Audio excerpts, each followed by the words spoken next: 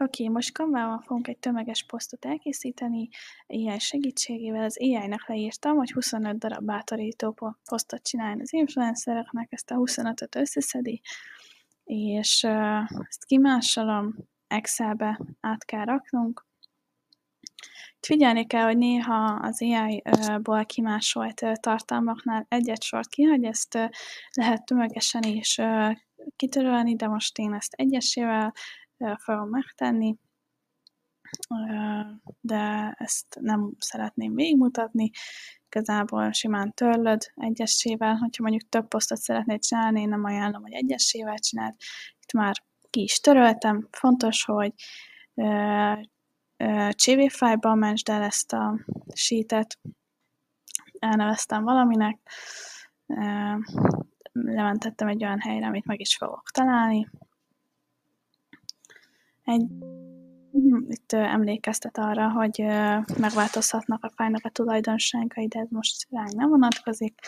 Föltöltjük a Canva-ba, mondjuk egy Facebook posztot szeretnéd csinálni, akkor egy olyan sablont válasszál. Itt a további sablonok közül most én kikerestem egy nagyon általános motivációs idézetek fül alatt, és akkor a kiválasztottnál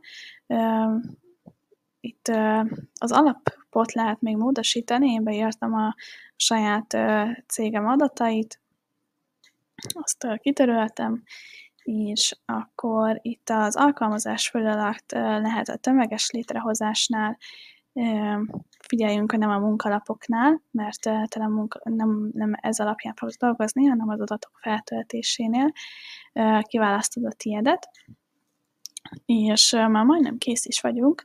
A dolgod az, hogy kiválaszt, hogy hova is szeretnéd ezt importálni.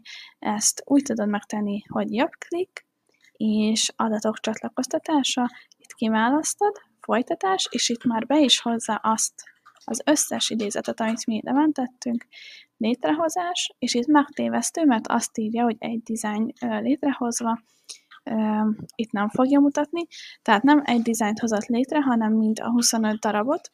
Itt láthatjuk kicsim, mennyit adtam a saját elkészített dolgaim között, és akkor neked már csak az a dolgod, hogy berakd megfelelően a keretbe, igazítsd, meg ha tényleg valóban AI-jal dolgozol a jövőben, akkor emlékezz arra, hogy az AI nem mindig ismeri fel azt, hogy a magyar ékezeteket és szavakat, szóval ezt módosítsd.